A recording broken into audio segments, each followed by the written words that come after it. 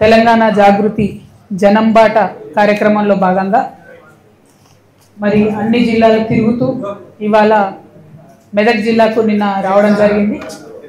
మెదక్ జిల్లాలో మరి మా పర్యటన ప్రారంభం అవడమే నవంబర్ 14వ తారీఖు కాబట్టి రండి వరలక్ష్మక్క ఇస్మాయిల్ అన్న రండి తొందరగా ఇటు ఒక చేరి రండి ఇస్మాయిల్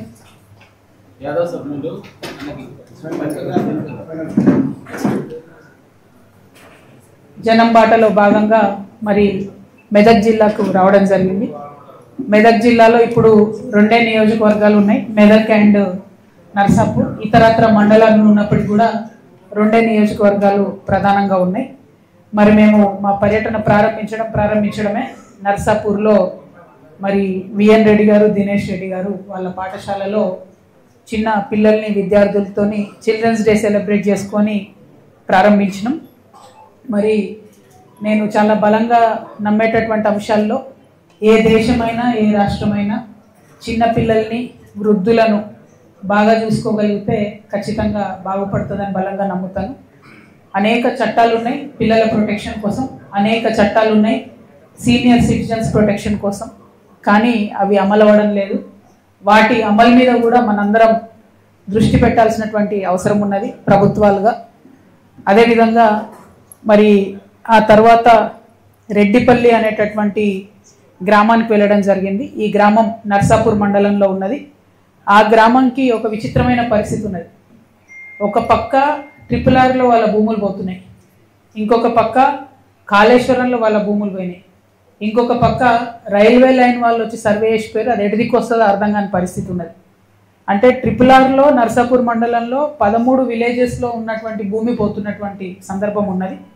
కానీ రెడ్డిపల్లి ప్రత్యేకం ఎందుకంటే రెడ్డిపల్లి రైతులు నాకు నిన్న మొత్తం బొమ్మ కూడా చూపించి వివరంగా చెప్పారు. అక్కడ దాకా మంచిగా వచ్చిన రింగ్ రోడ్డు రెడ్డిపల్లి రాగానే ఇట్లా వంకరమైంది. నా మాటలు కాదు, అక్కడ ఉన్నటువంటి ఒక రైతు చెప్పిన మాట నేను చెప్తా ఉన్నా. నీటిలో నీరు గట్టే ఎట్లా తిరుగుతుందో రెడ్డిపల్లి రాగానే రింగ్ రోడ్ అట్లా వంకలు తిరిగింది. మరి ఎందుకోసం వంకర తిరిగింది రింగ్ రోడ్ అని వారిని రైతులను అడిగితే పెద్ద నాయకులు దాదాపు 3 పేర్లు చెప్పిన బీఆర్ఎస్ పార్టీలో ఉన్న పెద్ద నాయకులవి. వారికి ఉన్నటువంటి ఫామ్ హౌస్లు, వారికి ఉన్నటువంటి భూములను కాపాడుకోవడానికి అలైన్మెంట్ మార్చిండ్రు. తద్వారా చిన్న రైతులు దాదాపు 56 మంది రైతులకు వాళ్ళది 59 ఎకరాలు పోతుంది. అంటే 56 మంది రైతులు 59 ఎకరాలు అంటే అందరికీ కూడా ఎకరం కన్నా తక్కువనో, ఎవరో ఒకరికి ఉంటే 2 ఎకరాలు, అర్ధెకరం, పావు ఎకరం అట్లా ఉన్న రైతులది 56 మంది రైతులది 59 ఎకరాలు రింగ్ రోడ్ కోసం తీసుకుంటున్నారు. మరి పెద్దవాళ్ళు ఎవరు అని అంటే ఒక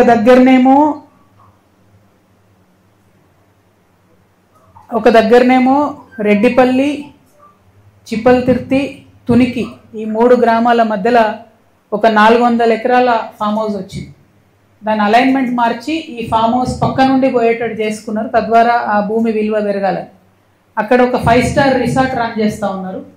దాంట్లకు ఈ గ్రామాల ప్రజలకు ఎంట్రీ లేదట.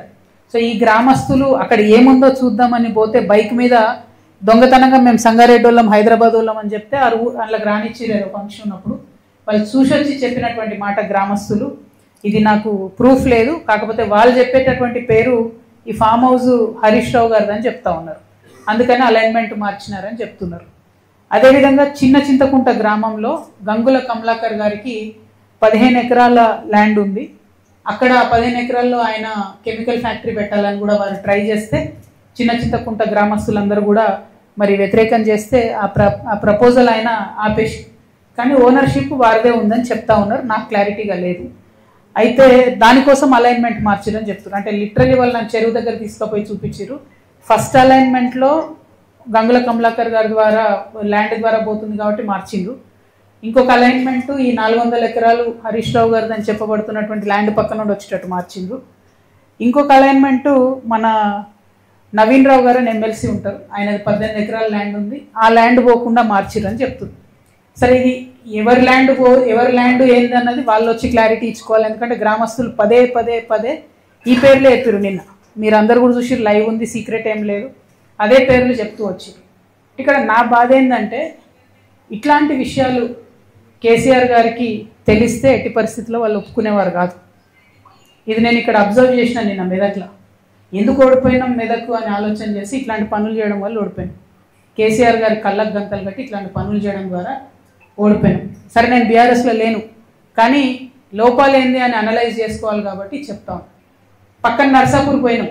తొగొంట పోతుంటే షెడ్ మన మడిగలు ఉంటాయి కదా, మడిగలల్లో ఎస్టీ బాలుర హాస్టల్ నడిపిస్తారు, ఎస్టీ బాయ్స్ హాస్టల్.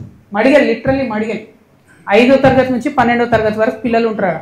అంటే ఏంటంటే ఆ మడిగే పక్కకే రోడ్డు పోతుంది, స్టేట్ హైవే, విపరీతమైన స్పీడ్తో వెహికల్స్ పోతుంటాయి. ఆ టీచర్లకు ఎంత కష్టం అంటే ఆ పిల్లల్ని కాపాడుకోవాలి, వాళ్ళు బయటకు పోకుండా. పిల్లలు ఆడతారు, మగపిల్లలు దుందుడుకు ఉంటారు. ఏమైనా అయితే ఎవరు రెస్పాన్సిబిలిటీ? మనకేం అవసరం లేదు. ఎందుకంటే ఆ మడిగలకు ఎక్స్ఎమ్మెల్యే మదన్ రెడ్డి గారికి నెలకు 1,60,000 రూపాయలు కిరాయి వస్తుంది, బాజాప్తా బై చెక్ వస్తుంది. అంటే ఈ హాస్టల్ని ఎస్టీ బాయ్స్ హాస్టల్ ఏదైతే పెట్టిరో అది కనుక కేసీఆర్ గారు చూసుంటే ఎట్టి పరిస్థితులలో ఒప్పుకునే వాళ్ళు కాదు. ఎస్టీ బాయ్స్ హాస్టల్ శాంక్షన్ చేసిరు, దానికి డెఫినెట్గా ఒక సేఫ్ బిల్డింగ్ ఉండాలి. అంటే అప్పుడున్న ఎమ్మెల్యే గారు ఆయన మడగలు ఇచ్చేసిడు. ఎంత అన్యాయం అండి. సరే పోనీ టెంపరీగా లేదో 2 నెలలు 3 నెలలు నలిపినట్టు ఒకటి. 5 సంవత్సరాల నుంచి అదే కథ. 5 సంవత్సరాలలో మార్చుకోరాదా? పోనీ 2 నెలలు 3 నెలలు ఐ అండర్స్టాండ్. కానీ 5 సంవత్సరాల తర్వాత కూడా ప్రత్యేకంగా బిల్డింగ్ కట్టించకుండా, లేదు మంచి బిల్డింగ్లోకి మార్చకుండా చాలా అన్యాయం. ఇది చాలా దారుణం. ఇప్పుడున్న ప్రభుత్వాన్న నేను రిక్వెస్ట్ చేస్తున్నా, ఇమీడియట్గా హాస్టల్ మార్చండి దయచేసి. నేను వెళ్ళి చూసిన, అక్కడ కూర్చొని పిల్లలతో పాటు తిన్నా, మంచిగా ఉంది, ఫుడ్ బాగుంది, టీచర్స్ ప్రయత్నం చేస్తున్నారు. కానీ ఎంత ప్రయత్నం చేసినా రోడ్డు మీద కూర్చొని వాళ్ళు ఏం చదవాలి, ఆ పొల్యూషన్ ఎట్లుంటుంది, దయచేసి ఆలోచించవలసిందిగా ఇప్పటి ప్రభుత్వానికి నేను చెప్తా ఉన్నా. సో బేసికల్లీ సెకండ్ రెడ్డిపల్లి ప్రాంతానికి పోయినప్పుడు ఆ రెడ్డిపల్లి రైతుల బాధలు వర్ణనాతీతంగా ఉన్నాయి. వారి కోసము కలెక్టర్ గారు వచ్చి ఏం చెప్తారంటే, మీ ట్రిపుల్-ఆర్లో పోయేటటువంటి మీ భూమిని నేను 3 విడతలుగా పేమెంట్ చేస్తాను అని చెప్తున్నాడు కలెక్టర్ గారు. కానీ ప్రజలు నమ్మడం లేదు. నేను కోరేది ఒకటే కలెక్టర్ గారిని, మీరు 3 విడతలుగా డబ్బులు ఇస్తా అంటే 3 విడతలుగా ఎకరానికి మీరు ఇస్తానన్నటువంటి 44 లక్షల రూపాయలు కాకుండా 1 కోటి రూపాయలు ఇవ్వాలని అక్కడ డిమాండ్ చేస్తూ ఉన్నారు ప్రజలు. అది కూడా మీరు రిటర్న్లో ఇవ్వండి, రాసి ఇవ్వండి, మేము 3 దఫాలుగా ఈ 1 కోటి రూపాయలు పేమెంట్ చేస్తామని రైతులు భూమి ఇవ్వడానికి రెడీగా ఉన్నారు. లేదంటే అక్కడ కాళేశ్వరం కాలువ ఏదైతే ఆ ఊరు నుంచి పోతుందో అక్కడ ఒక 156 ఏకర్స్ 156 ఎకరాలు ఎక్సెస్ ఉన్నది ల్యాండ్. భూమికి బదులుగా భూమి ఇవ్వమని అక్కడ రైతులందరూ కూడా వాళ్ళ మాటగా మీడియా తరఫున ప్రభుత్వానికి చెప్పమని నాకు నిన్న కోరినారు. భూమి బదులు భూమి ఇచ్చినా వెళ్ళిపోతాం, లేదు 1 కోటి రూపాయలు పర్ ఏకర్ ఇస్తాం, 3 దఫాలుగా ఇస్తామని రాతపూర్వకంగా ఇచ్చినా వెళ్ళిపోతామని చెప్పి వారు కోరడం జరిగింది. అయితే ఇక్కడ ఇంకొక సమస్య ఏముందంటే, పాపం చాలా మంది వేములఘాట్లో, మల్లన్న సాగర్లో భూములు పోయిన వాళ్ళు వచ్చి రెడ్డిపల్లిలో కొనుక్కున్నారు. ఇప్పుడు వాళ్ళ ల్యాండ్ మళ్ళీ పోతుంది ట్రిపుల్-ఆర్లో. సో బీభత్సమైన పరిస్థితి ఉంది. ఇక్కడ ఈ ఒక్క జిల్లాలోనే కాదు, నేను నల్గొండలో కూడా ఇదే పరిస్థితి చూసిన. సో నేను ప్రభుత్వాన్ని రిక్వెస్ట్ చేసేది ఏంటంటే, డబుల్ ఎవరి అయితే మనం ల్యాండ్ అక్వైర్ చేస్తున్నామో వాళ్ళకు కొంత సానుభూతితో ఆలోచించి మంచి ధర ఇవ్వవలసిందిగా నేను రిక్వెస్ట్ చేస్తూ ఉన్నాను. ఆ తర్వాత మేము గన్పూర్ ఆయకట్టుకు పోయినాం, ఏడుపాయల దుర్గమ్మను దర్శించుకున్నాం. అయితే అమ్మవారు సంవత్సరం పొడుగుతా ప్రతి సంవత్సరం ఒక 60 రోజులు మునిగిపోతూ ఉన్నారు కాబట్టి గన్పూర్ ఆయకట్టు ఎత్తు పెంచాలి అని చెప్పి మేము డిమాండ్ చేస్తూ ఉన్నాం. ఎత్తు పెంచడానికి డబ్బులు ఆల్రెడీ శాంక్షన్ అయి ఉన్నాయి. కానీ ఇరిగేషన్ మంత్రిగా మరి అప్పుడు హరీష్ రావు గారే ఉండే, కానీ ఆయన ఎందుకో మరి పట్టించుకోలేదు. ఈ గన్పూర్ ఆయకట్టు 0.2 TMC ఉండే, ఇసుక పేరుకపోయి 0.138 TMCకి దాని కెపాసిటీ పడిపోయింది. సో తర్వాత డెసిషన్ జరిగింది 0.3 TMCకి కెపాసిటీ పెంచాలని చెప్పి 43 కోట్ల రూపాయలు 2016లో మంజూరు చేసిరు. కానీ 2024 వరకు కూడా ఖర్చు పెట్టింది ఎంత అంటే 18 కోట్లు. మరి మీరే ఇరిగేషన్ మినిస్టర్గా ఉన్నారు హరీష్ రావు గారే, ఆయనే ఫైనాన్స్ మినిస్టర్గా ఉన్నారు. మెదక్ అంటేనే హరీష్ రావు, హరీష్ రావు అంటేనే మెదక్ అని చెప్పినటువంటి పరిస్థితి. ఎందుకు మరి ఇంత జాప్యం జరిగిందన్నది తప్పకుండా ప్రజలకు చెప్పాల్సినటువంటి అవసరం ఉంది. అదేవిధంగా 1.72 అడుగుల ఎత్తు పెంచితే పాపన్నపేట మండలంలో నాగసాన్పల్లి, షేరిపల్లి, కోడపాక, గాజులగూడెంలో భూములు పోతా ఉన్నాయి. కొల్చారం మండలంలో చిన్న గన్పూర్ సంగాయిపేటలో కూడా భూములు పోతా ఉన్నాయి. అయితే భూములు అక్వైర్ చేసుకోవడానికి 13 కోట్లు కావాల్సి ఉంటే కేవలం 5 కోట్లు రిలీజ్ చేసి, అయితే ఇక్కడ మెదక్లో నేను ఒక పెక్యులియర్ సిచ్యువేషన్ అబ్జర్వ్ చేసిన, వేరే జిల్లాలో లేనటువంటిది. మొదలుపెట్టిండ్రు 3 ప్యాకేజీలు కాళేశ్వరం 17, 18, 19. అవసరమైన డబ్బు ఎంత అంటే 2,562 కోట్లు, కానీ ఇచ్చింది ఎంత 991 కోట్లు. అంటే 1/3 డబ్బులు వచ్చినాయి దీనికి. దాంతో నిన్న పోయిన చోటల్లో రైతులు ఏం చెప్తున్నారంటే, వచ్చిరు మా భూములు తీసుకున్నారు, తవ్విండ్రు, వదిలేసిండ్రు, ఇటు నా నీళ్ళు వస్తలేవు, అటు ఆ భూములు సాగు చేసుకునే పరిస్థితి లేదు, ఇదెక్కడ బాధ అంటున్నారు. మరి ఇది ఇట్లా ఎందుకు జరిగింది? నేనైతే నిజామాబాద్ దాటి ఎప్పుడు బయటికి రాలేదు ఈ 10 ఏళ్లలో. మెదక్లో బీభత్సమైనటువంటి అభివృద్ధి జరిగి ఉంటుంది, మరి చాలా పెద్ద నాయకులు ఉన్నారు కదా అని అనుకున్నా. చాలా దారుణమైనటువంటి పరిస్థితులు ఇక్కడ చూస్తూ ఉన్నాం. ఈ పరిస్థితులు మారాలి. ఇప్పుడున్నటువంటి ప్రభుత్వం అన్నా వీరిని పట్టించుకోవాలని చెప్పి నేను చాలా సీరియస్గా డిమాండ్ చేస్తూ ఉన్నాం. అదేవిధంగా ఆ తర్వాత మేము మెదక్ చర్చ్కి వచ్చినాం. చర్చ్లో చాలా అద్భుతంగా పెద్దలంతా ప్రార్థన చేసి దీవించి పంపించినారు. ఆ చర్చ్ కోసం ప్రభుత్వం ఇచ్చినటువంటి హామీలు ఏవైతే ఉన్నాయో మొన్న 100 సంవత్సరాలు నిండినప్పుడు ఆ హామీలు త్వరితగతిన పూర్తి చేయాలని చెప్పి నేను కోరుతా ఉన్నాను. అదేవిధంగా తర్వాత డబుల్ బెడ్రూమ్ రూమ్స్ ఇల్లు పిల్లి కొట్టాల దగ్గరికి పోయినాం మేము. కేసీఆర్ గారు పెద్దలు ఉన్నప్పుడు వారి హయాంలో కట్టించారు. అయితే ఇప్పుడు వచ్చిన ప్రభుత్వము వాళ్ళు అక్కడ డబుల్ బెడ్రూమ్ ఇంట్లో ఆక్యుపెంట్స్ అందరూ కూడా కేసీఆర్ కాలనీ అని పేరు పెట్టుకున్నారు. దాన్ని తీసేసి బాబా కాలనీ అని పెడుతుర్రట ఇప్పుడున్నటువంటి ప్రభుత్వం. ఆ పేరు అలాగే ఉంచాలి కేసీఆర్ కాలనీ అని చెప్పి ప్రజలు డిమాండ్ చేసినారు. ప్రజల డిమాండే నా డిమాండ్ కాబట్టి మరి పని ఎవరికి వేస్తే పేరు వాళ్ళకి రావాలి. పెద్దవారు కేసీఆర్ గారి పేరు ఉంటేనే బాగుంటుందని చెప్పి నేను భావిస్తున్నాను. దాంతోపాటు ఒక్క రోడ్డు కూడా మంచిగా లేదు. మంచినీళ్ళ కనెక్షన్ ఇచ్చిండ్రు, డ్రైనేజ్ కనెక్షన్ ఇచ్చారు, కానీ రోడ్స్ బాగలేవు, శ్మశాన వాటిక లేదు, గుడి లేదు, చర్చ్ లేదు, మసీదు లేదు. మాకు ఆనాడు పెద్దలు కేసీఆర్ గారు ఏం చెప్పారంటే, మీరు ఎక్కడ డబుల్ బెడ్రూమ్ కాలనీ కట్టించినా కూడా ఖచ్చితంగా శ్మశాన వాటిక ఉండాలి, ఖచ్చితంగా గుళ్ళు ఉండాలి, చర్చ్ ఉండాలి, మసీదు ఉండాలి అని చెప్పింది. కానీ అది ఎటువంటి ఫెసిలిటీ కూడా లేకుండా అక్కడ డబుల్ బెడ్రూమ్స్ ఉన్నాయి. ఇంకొకటి ఏంటంటే అక్కడ వాళ్ళు కంప్లైంట్ చేసేటి అనర్హులకు ఇచ్చిరు కాబట్టి సంవత్సరం పొడవునా తాళాలు వేసి పెట్టుకుంటున్నారు. ఎవరికైతే అర్హత లేకుండా డబుల్ బెడ్రూమ్స్ పొందినరో వాటిని తీసి నిజమైన పేదవారికి ఇవ్వాలనేటటువంటి డిమాండ్ కూడా వచ్చింది. మరి అది ఎంతవరకు వాస్తవం అనేది నేను చెప్పలేను, ఎందుకంటే ఎప్పుడు ఏం జరిగిందో నాకు తెలియదు.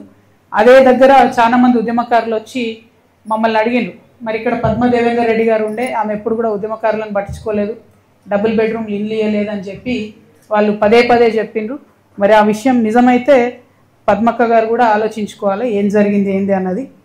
అదేవిధంగా మన వడ్డెర కాలనీకి పోయినాం మేము. తర్వాత నాగసాన్పల్లికి, అక్కడ ఎంత ఘోరం ఉందంటే అప్పుడెప్పుడో పెద్దలు నారాయణ రెడ్డి గారు అని, శశిధర్ రెడ్డి అన్న పేరు, వాళ్ళ ఫాదర్ పేరు నారాయణ రెడ్డి సార్ గారు, అదే మాజీ ఎమ్మెల్యే నారాయణ రెడ్డి గారు ఉన్నప్పుడే నాగసాన్పల్లిలో పాపం వడ్డెర వాళ్ళకు ఒక 32 కుటుంబాలకు భూములు ఇచ్చిండ్రు. ఆ తర్వాత ఇప్పటిదాకా కూడా ఎటువంటి ఫెసిలిటీ వాళ్ళకి లేదు. వాళ్ళకు పాపం ఫైనాన్షియల్ పొజిషన్ లేదు, ఫ్లాట్ ఉన్న ఇల్లు కట్టుకోలేని పరిస్థితి 30 ఏళ్ళ నుంచి. అయితే వారానికి ఒక్కసారి మిషన్ భగీరథ నీళ్ళు వస్తుంది. చాలా అంటే చాలా ఘోరంగా ఉంది చూడడానికి. లిటరలీ వాళ్ళు మైగ్రెంట్ లేబర్ బతికినట్టు బతుకుతున్నారు. ఇప్పుడు కూడా వరకులు కప్పుకొనే ఉన్నారు. వారి కోసం ప్రయత్నం చేయవలసిందిగా నేను ప్రభుత్వాన్ని కోరుతా ఉన్నా. వాళ్ళకి ల్యాండ్ ఉంది, వాళ్ళు చాలా పేద స్థితిలో ఉన్నారు కాబట్టి తక్షణం అందరికి కూడా ఇందిరమ్మ ఇల్లు మంజూరు చేయాలని ప్రభుత్వాన్ని నేను డిమాండ్ చేస్తున్నా. ప్రభుత్వానికి మేము 13 ఫిబ్రవరి వరకు గడువు ఇస్తా ఉన్నాం.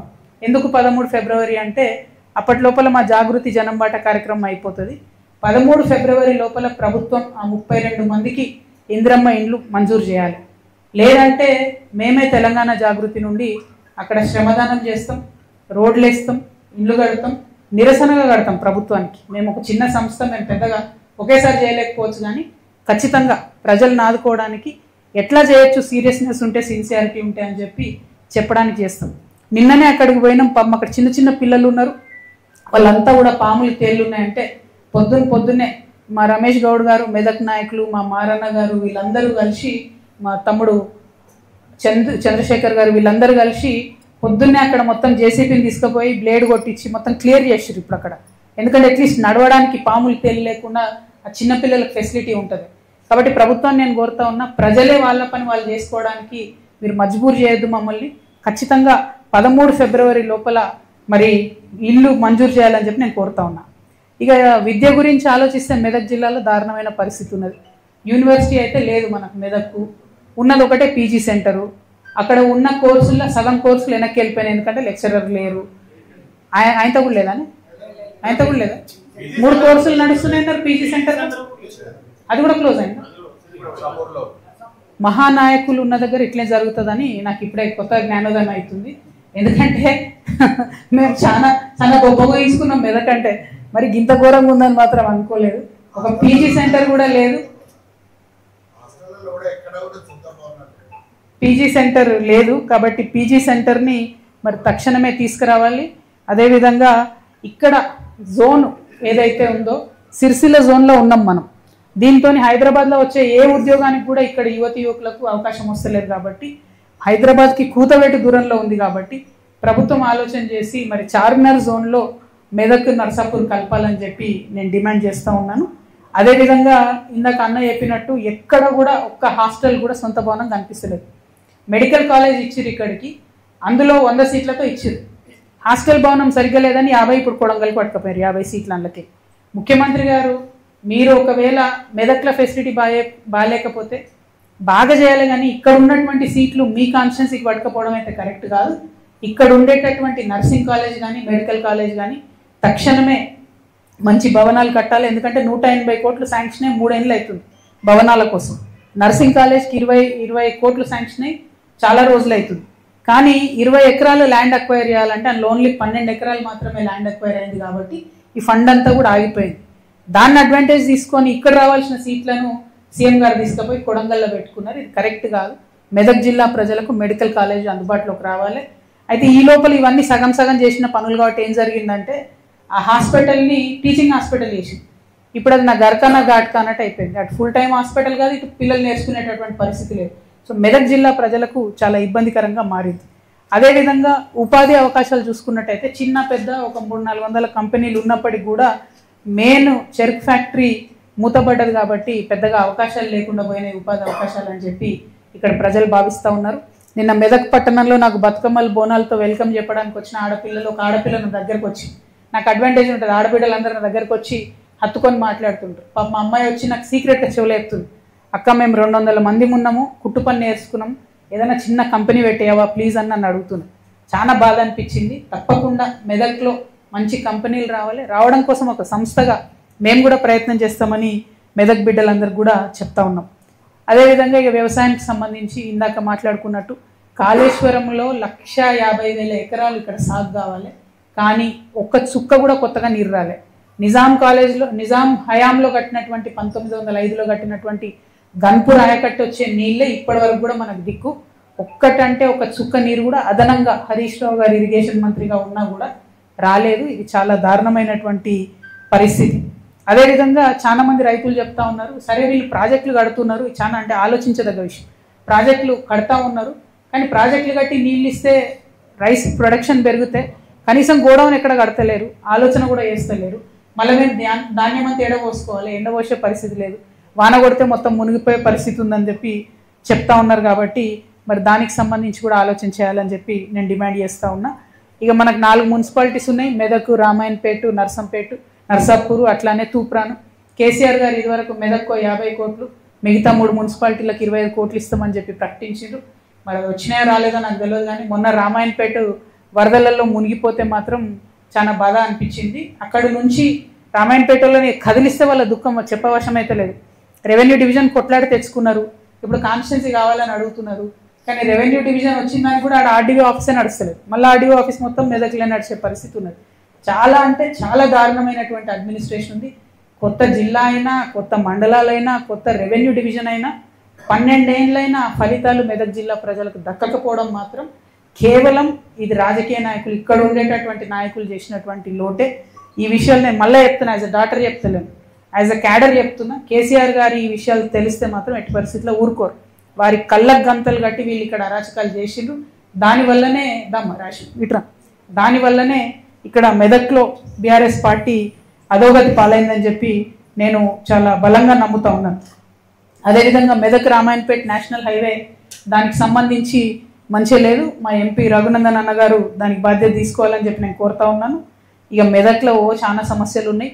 కాకపోతే ముఖ్యమంత్రి గారు కూడా వచ్చి ఇక్కడ శంకుస్థాపన చేసిపోయినట్టున్నారు. రామాయణపేటలో యంగ్ ఇండియా స్కూల్ కడతాం 205 కోట్లతోనని 2024 డిసెంబర్లో శంకుస్థాపన చేసిపోయిన ఆయన. మీరు కూడా మర్చిపోయారు, మేము కూడా మర్చిపోయినాం, ప్రజలు కూడా మర్చిపోయినారు. కాబట్టి దాని మీద ముఖ్యమంత్రి గారు శ్రద్ధ పెట్టాలని చెప్పి నేను కోరుతా ఉన్నా. ఇక మెదక్కి వచ్చేటప్పటికి మినీ ట్యాంక్ బండ్ సగంలో ఉంది, రైతు బజార్ సగంలోనే ఉంది, ఇంటిగ్రేటెడ్ మార్కెట్ సగంలోనే ఉంది, చిల్డ్రన్ పార్క్ సగంలోనే ఉంది. వైకుంఠధామం తీసుకుపోయి ఊరు బయట కట్టిరు, 10 ఫీట్ల లోపలికి కట్టిరు. వాన పడితే కనీసం శవాన్ని దహనం చేసేటటువంటి పరిస్థితి కూడా మెదక్లో లేదు.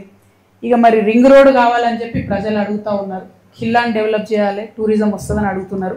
ఇవన్నీ కూడా అయిపోయి ఉంటాయి ఇప్పటికే. మెదక్ అంటే నెక్స్ట్ న్యూయార్క్ అనుకున్నా నేను, మెదక్ వచ్చినాక తెలిసింది ఇంత గొప్ప గొప్ప నాయకులు ఉన్న దగ్గర కూడా మరి ఇన్ని కష్టాలు ఉంటాయని చెప్పి.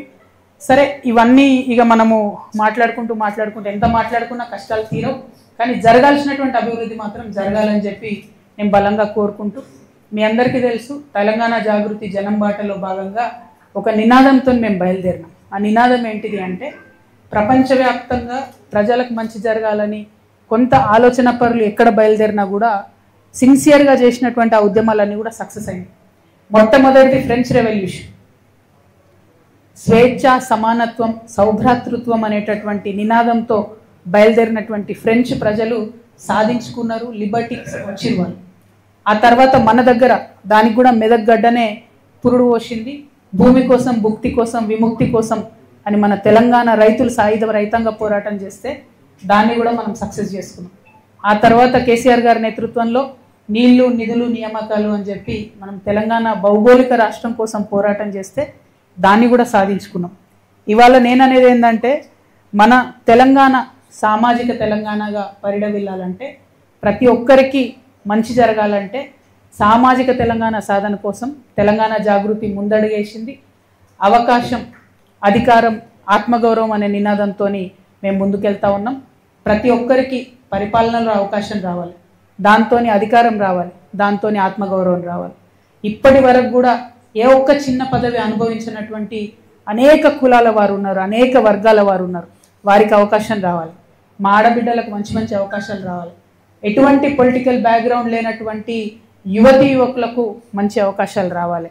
అది జరగాలంటే సామాజిక తెలంగాణ సాధనే మార్గం. మరి హైదరాబాద్కి కూతవేటు దూరంలో ఉన్నటువంటి మెదక్ జిల్లాలో పర్ క్యాపిటల్ ఇన్కమ్ అంటే తలసరి ఆదాయం 2,24,000 రూపాయలు ఉన్నది. అదే యావరేజ్ తెలంగాణ తలసరి ఆదాయం 3,17,000 పైచిల్కు ఉన్నది. అంటే ఇంత కూతవేటు దూరంలో ఉన్నప్పుడు కూడా ఇంత డిఫరెన్స్ ఉంది అని అంటే అందరికీ ఫలాలు సరిగ్గా అందలేదనేటటువంటిది స్పష్టమవుతున్నది. కాబట్టి సరైన అవకాశాలు రావాలని చెప్పి నేను బలంగా కోరుతా ఉన్నాను. ప్రత్యేకించి మన యువతకి గ్రూప్ 1 ఉద్యోగాలలో ఈ ప్రభుత్వం చేస్తున్నటువంటి అన్యాయం, తెలుగు మీడియంలో, ఉర్దూ మీడియంలో రాస్తున్నటువంటి వాళ్లకు మన ప్రభుత్వం చేస్తున్నటువంటి, ఈ ప్రభుత్వం చేస్తున్నటువంటి అన్యాయం. అదేవిధంగా ఎప్పుడు ఎవరు ఉద్యోగాలు అడిగినా కూడా ఉట్టి గ్రూప్సే అన్నట్టు మభ్య పెడతా ఉన్నారు. కానీ వాస్తవానికి పోలీసులలో నియామకాలే జరుగుతలేవు, మొత్తం ఖాళీగా ఉన్నాయి. జేఎల్లు, డిఎల్లు, ఏఈలు వీళ్ళది మాట్లాడతలేరు. అసలు హెల్త్ సెక్టార్స్లో ఏఎన్ఎంస్, ల్యాబ్ టెక్నీషియన్స్ వాళ్ళని తీసుకుంటలేరు. యూనివర్సిటీలలో ఇంతవరకు పర్మనెంట్ స్టాఫ్ లేరు, టీచింగ్ కావచ్చు, నాన్ టీచింగ్ కావచ్చు. గ్రామ కార్యదర్శులు లేరు, రెవెన్యూ సిబ్బంది లేరు, మున్సిపల్ అడ్మినిస్ట్రేషన్లో కొరత ఉన్నది, ఎలక్ట్రిసిటీ డిపార్ట్మెంట్లో కొరత ఉన్నది. ఉన్నటువంటి ఉద్యోగుల మీదనేమో అడిషనల్ బర్డెన్. అంటే ఒక అంగన్వాడీ టీచర్ ఉంటే ఎంత దారుణం అంటే, మీరు ప్రెస్ మిత్రులందరూ కూడా సీరియస్గా ఆలోచించాలి. అంగన్వాడీ టీచర్ ఉంటే 2 యాప్లు మెయింటైన్ చేయాలి, ఆమె ఒక 10 రిజిస్టర్లు మెయింటైన్ చేయాలి. 2 యాప్లు, ఒక 10 రిజిస్టర్లు ఒక అంగన్వాడీ టీచర్ మెయింటైన్ చేస్తే ఆమె హెల్పరు, టీచరు గర్భిణీ స్త్రీలను ఏడా చూసుకోవాలి, పిల్లల్ని ఏడా చూసుకోవాలి. మరి ఆ పరిస్థితి అంతా కూడా చాలా దారుణంగా ఉన్నది. ఉన్న ఉద్యోగులను బర్డెన్ చేస్తున్నాం. టీచర్ల పరిస్థితి కూడా అట్లే ఉంది. ఈ యాప్ నింపు, ఆ యాప్ నింపు, వాళ్ళని పాఠాలు అయితే చెప్పనిస్తలేము మనం, అవన్నీ చేస్తున్నాం. కొత్త నియామకాలు చేస్తలేము. గురుకులాలలో గెస్ట్ ఫ్యాకల్టీస్ లేవు, హాస్టల్ వార్డెన్స్ లేరు, R&B నియామకాలు లేవు, RTIలో లేదు. అంటే ఎందుకు ఇవన్నీ చెప్తా ఉన్నంటే, ఓవరాల్గా రాష్ట్రంలో ఉన్నటువంటి పరిస్థితులన్నీ మనం గమనిస్తే మన తెలంగాణ సామాజిక తెలంగాణ కావాలంటే అన్ని రకాల మార్పులకు నాంది పలకాలే మనం. బీఆర్ఎస్ హయాంలో కొంత జరిగింది, కాంగ్రెస్ వచ్చినాక ఏమీ జరుగుతలేదు అనేటటువంటి భావన ప్రజల్లో ఉంది. మరి అది పోవాలి, మార్పు నిజంగా మొదలవ్వాలంటే తెలంగాణ జాగృతిలాగా బలంగా ప్రజల పక్షాన నిలబడి అడిగే వాళ్ళు ఉండాలనే ఉద్దేశంతోనే మేము ఈ జాగృతి జనంబాట కార్యక్రమం మొదలుపెట్టినాం. ఈ జనంబాటలో మేము ఒకటే అంశం చేస్తున్నాం, సమస్యల దగ్గరికి వెళ్తున్నాం, ప్రజల దగ్గర నుండి సమస్యలు తెలుసుకుంటున్నాం, దాన్ని ప్రభుత్వం దృష్టికి తీసుకొస్తున్నాం, తద్వారా దాన్ని పరిష్కరించేటటువంటి ప్రయత్నం చేస్తూ ఉన్నాం. ఇది అది అని కాదు, ఏ రంగంలో అయినా మేము ప్రయత్నం చేస్తున్నాం. అందుకే ప్రతి జిల్లాకు 2 రోజులు ఉంటున్నాం. నిన్న చాలా సమస్యలు విన్నాం. ఇలా పొద్దున కూడా ఇక్కడికి వచ్చేటప్పుడు నేను పాల రైతులతో మాట్లాడి రావడం జరిగింది. నిజంగా కూడా హైదరాబాద్లో ఉండే మాకు తెలుసు, పాలు పిల్లలకు పట్టాలన్నా మనం తాగాలన్నా చాలా టెన్షన్ అవుతుంది. దేంట్లో ఏ మందు కలిపినరో తెలియనటువంటి పరిస్థితి ఉన్నది. సో పాల రైతులకు మంచి సపోర్ట్ ఇవ్వాల్సినటువంటి అవసరం ఉన్నది. అయితే ఇక్కడ ఉన్నటువంటి పెద్ద నాయకులు వాళ్ళు ప్రైవేట్గా పాల వ్యాపారాలు పెట్టుకున్నారు. ఎస్సీ ఎస్టీ బీసీ హాస్టళ్లకు టెండర్లు లేకుండానే పాలు అమ్ముకొని వాళ్ళు పైసలు సంపాదించుకున్నారు. హరీష్ రావు గారు, వారి ఫ్యామిలీ, వారి సతీమణి అందరూ. కానీ మరి పాల రైతులకు మాత్రం లాభం జరగలేదు. ఈ మాట నేను ఎందుకు చెప్తా ఉన్నా అంటే, ఈ ముఖ్యమంత్రి గారికి సంబంధించినటువంటి ఇప్పుడున్న ప్రభుత్వంలో official PRO of the chief minister గారు అయోధ్య రెడ్డి బోరెడ్డి గారు 2024 సెప్టెంబర్ 22 రోజు 2024 సెప్టెంబర్ 22 రోజు ఒక ట్వీట్ చేసి ఏమనంటే, హరీష్ రావు గారు వారి సతీమణి పాల వ్యాపారంలోకి దిగిండ్రు. టెండర్లు లేకుండా ఎస్సీ ఎస్టీ బీసీ గురుకులాలకు వీళ్ళు పాలు సప్లై చేసుకున్నారు. అది బీసీలకు, ఎస్సీలకు, ఎస్టీలకు, మైనార్టీలకు దక్కాల్సినటువంటి అవకాశాలను వీళ్ళు తీసుకొని వీళ్ళు పాల మీద డబ్బు సంపాదించుకున్నారని చెప్పిండ్రు. కానీ ఆ తర్వాత 4-5 రోజులలో ట్వీట్ గాయం. అంటే ఇంత అవినీతి ప్రస్ఫుటంగా కనబడుతున్నా ప్రతి జిల్లాలో, నేను నల్గొండలో చెప్పిన, వరంగల్లో చెప్పిన, ఆదిలాబాద్లో చెప్పిన, ఇప్పుడు మెదక్లో చెప్తున్నా, హరీష్ రావు గారి బినామీలు, వారి కంపెనీలు, వారి దందాలు. ఇంతవరకు ముఖ్యమంత్రి గారు కనీసం కదులుతలేరంటే హరీష్ రావు గారికి ముఖ్యమంత్రి గారికి ఉన్న అండర్స్టాండింగ్ ఏంటిది, ఎందుకోసం ఆయనను కాపాడుతున్నాడు, ఈ ముఖ్యమంత్రి గారు చెప్పాల్సినటువంటి అవసరం ఉంది. అట్లానే అనేక విషయాలు మీ దృష్టికి తీసుకొచ్చినాం. ఈ తర్వాత ఈ ప్రెస్ మీట్ తర్వాత మరి మెదక్ జిల్లాలో ఉండేటటువంటి పెద్దవాళ్ళు, ఇంటలెక్చువల్స్ అందరినీ కూడా కలుస్తున్నాం. ఆ తర్వాత మళ్ళీ ఇంకా కొన్ని సమస్యలు చూసుకొని మేము హైదరాబాద్ వెళ్ళడం జరుగుతుంది. మీ అందరికీ మెదక్ జిల్లా ప్రజలకు ముఖ్యంగా నేను ఇచ్చేటటువంటి మాట ఏంటంటే, తెలంగాణ జాగృతిలో వచ్చిరా పోయినరా అన్నట్టు కాదు. మేము ఏ జిల్లాకు పోయినా వెళ్ళే ముందు మంచిగా మళ్ళీ అడాక్ కమిటీలు వేసుకుంటున్నాం. మా కమిటీల ద్వారా ఈ సమస్యల మీద నిరంతరం పోరాటం చేస్తాం. తప్పకుండా తెలంగాణ జాగృతి సంస్థ ఇదివరకు ఎట్లా అయితే బలంగా ఉండేనో అంతకంటే ఎక్కువ బలోపేతం చేస్తాం. ప్రతినిత్యం ప్రజల్లో ఉంటాం. ఈ రాష్ట్రంలో ఒక ప్రశ్నించే శక్తిగా, ప్రజల యొక్క వజ్రాయుధంగా తెలంగాణ జాగృతి మారుతుంది రాబోయే కాలంలో అని స్పష్టం చేస్తూ మీ అందరికీ ధన్యవాదాలు తెలియజేస్తా ఉన్నాను. Thank you. జై తెలంగాణ, జై జాగృతి.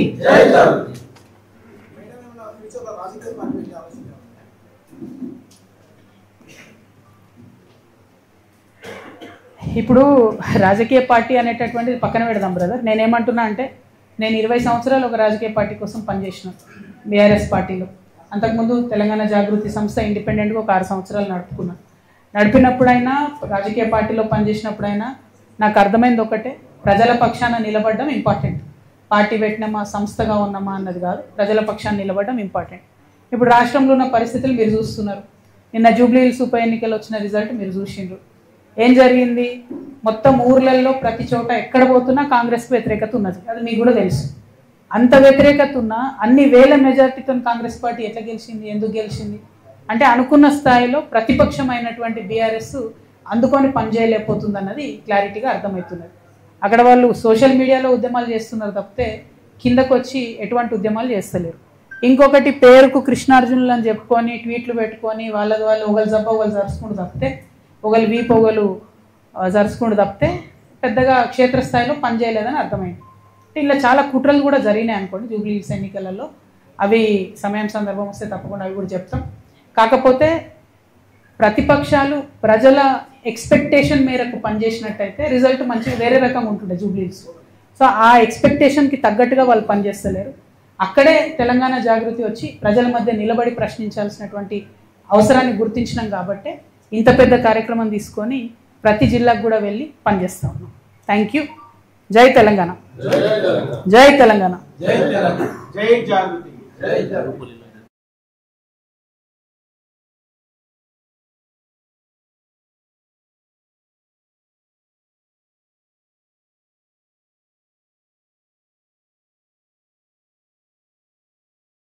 ఇప్పుడిప్పుడే తెలుస్తుంది కదా ఏళ్ల తరబడి చేసే మోసం అంటే. మీకు ఒక లేటెస్ట్ ఎగ్జాంపుల్ చెప్తాడు. నిన్న జూబ్లీ హిల్స్ ఎన్నికల్లో నేను ఒక మాట చెప్పిన, నాకు జూబ్లీ హిల్స్ ఎన్నికతో సంబంధం లేదు భయ్ అని చెప్పిన. సరే, అయినా సరే ఒక 15 మంది ఇండిపెండెంట్లు వచ్చి నా దగ్గరికి, అక్క ఇట్లా మేము విత్డ్రా చేసుకుంటాము, ఎవరికి సపోర్ట్ చేయమంటారని అడిగారు. నేనన్నా నాకు సంబంధం లేదు బై జూబ్లీ హిల్స్ ఎన్నిక, మీరు ఎవరి దగ్గరికి పోండి అని చెప్పి వాళ్ళు చక్కగా హరీష్ అన్న దగ్గర పోయారు. తర్వాత వాళ్ళు చెప్పిన ముచ్చండి నేను నాకు తెలియదు. చక్కగా వాళ్ళు హరీష్ అన్న దగ్గర పోయారు. నేనంటే బీఆర్ఎస్ పార్టీ లేను, నేను ఏ పార్టీకి సపోర్ట్ చేయదలుచుకోలేదు కాబట్టి నేను దూరం ఉన్నా. హరీష్ రావు కూడా అదే ఆన్సర్ చెప్పారట, మీ ఇష్టం పోయి ఎవరికైనా వేసుకొని అన్నారట. అంతకన్నా ముందేం చేసిరు హరీష్ రావు గారు అంటే బీఆర్ఎస్కి మోసం చేసినట్టే కదా ఆయన. అంతకన్నా ముందేం చేసిరు హరీష్ రావు గారు ఎలక్షన్ పెట్టక ముందే ఇవోగి పలానా క్యాండిడేట్ని పెడితే మీకు సపోర్ట్ చేస్తా కాంగ్రెస్ కానీ చెప్పపిరట పైకి, వాళ్ళు వద్దన్నారట. అన్నాక ఈయన సైలెంట్ అయిపోయి. అంటే గమ్మత్ ఏముంటుంది హరీష్ రావు గారిది అంటే తెలియడానికి టైం పడుతుంది. ఎందుకంటే ఇవాళ వారి అన్ఫార్చునేట్ వారి తండ్రి గారు చనిపోయినారు. అయితే వారు లోపల ఉన్నారు ఇంట్లో. అక్కడి నుంచి కూడా ఎలక్షన్ అవుతున్న సమయంలో టెలికాన్ఫరెన్స్లు అవి పెట్టి మాట్లాడారు.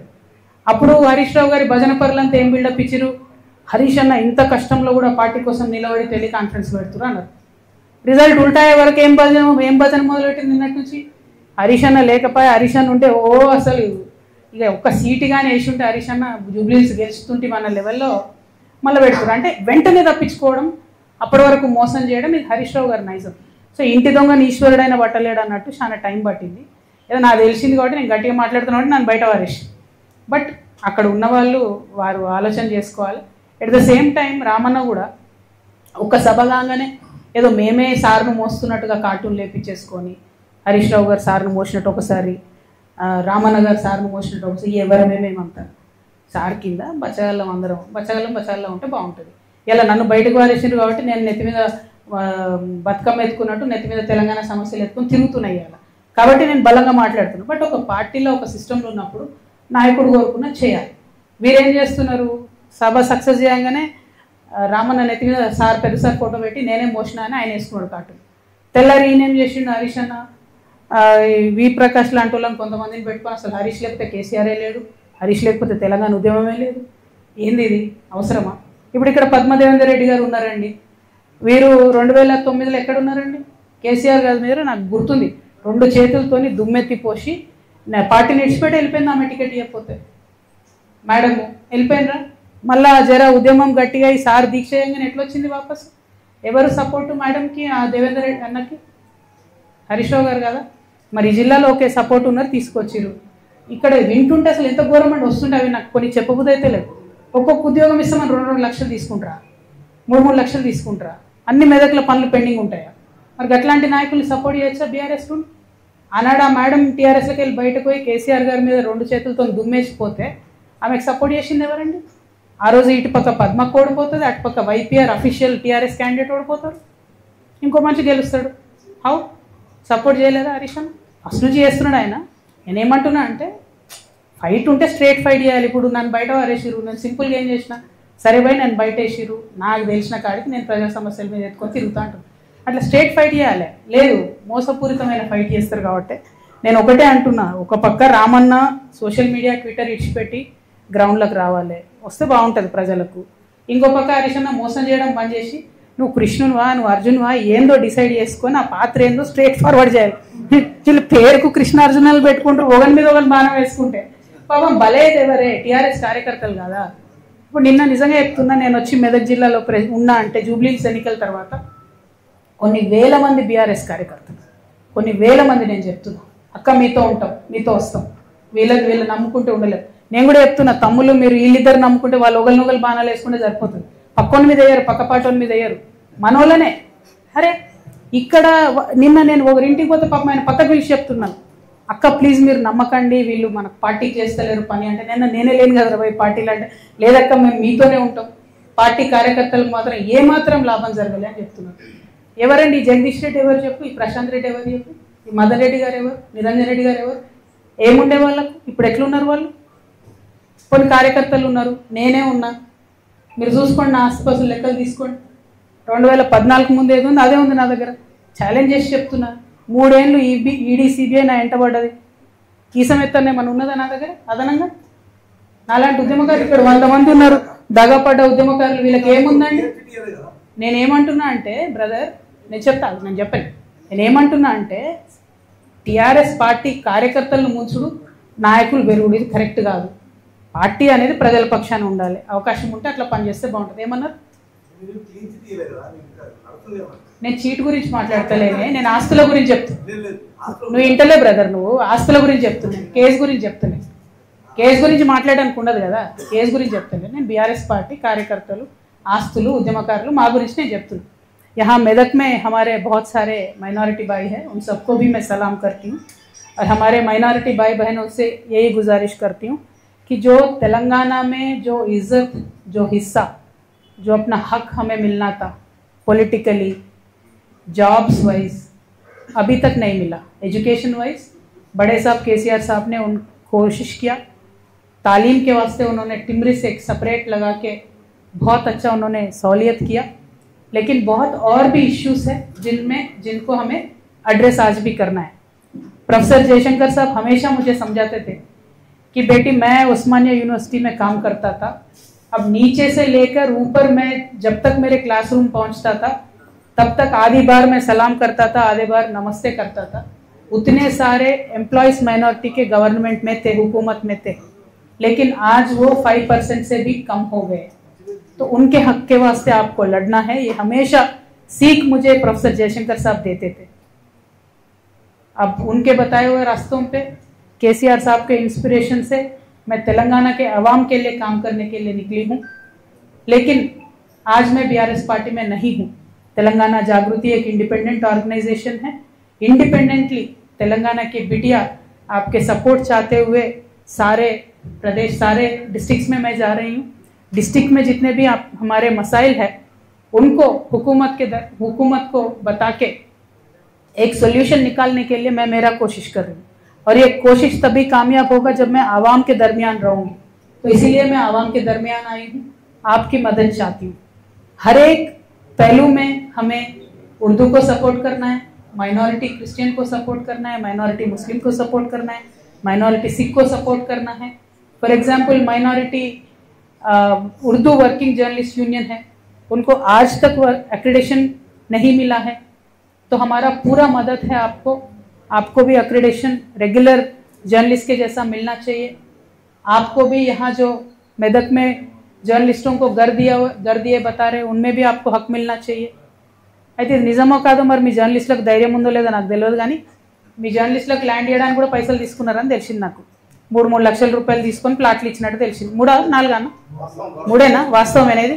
ఇక చూడు, ఇక నేనేం చెప్పాలన్నా, ఈ ఘోరమైన పరిస్థితి ఉన్నది మెదక్లో. మాకు దూరం నుంచి చూసి మెదక్ అంటే చాలా గ్రేట్ ఉంటుంది, అసలు మేరు పర్వతం అనుకున్నాను నేను. మేలిమయ్యుడు పొట్ట విప్పి చూస్తే పురుగులు ఉన్న కథ ఉంది ఇక్కడ చూస్తే. బట్ ఏమైందన్న?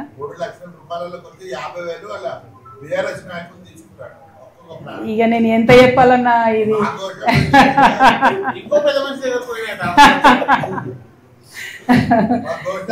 ఏమైందో నాకు తెలియదు, కానీ పట్టాలు కూడా ఆపిరు. అయ్యకపోతే ఇక మీరు జర్నలిస్ట్లే అడగకపోతే నేనేం అడగాను మీ తరఫున? మీకు అంతేనా? ఓకే. అయితే మిమ్మల్ని నేను కోరేది ఒకటే, ఈ విషయాలు, ఈ వాస్తవాలు గమనించుకొని ఇప్పటికన్నా ప్రతిపక్షంలో ఉన్న బీఆర్ఎస్ పార్టీ బాగుపడితే మంచిది. లేకపోతే మాలాంటి సంస్థలు ప్రజల పక్షాన మాట్లాడుతూనే ఉంటాయి, మేము ఇట్లనే ప్రశ్నిస్తుంటాం, ప్రతి జిల్లాకు తిరుగుతుంటాం. Thank you. జై తెలంగాణ, జై జాగృతి.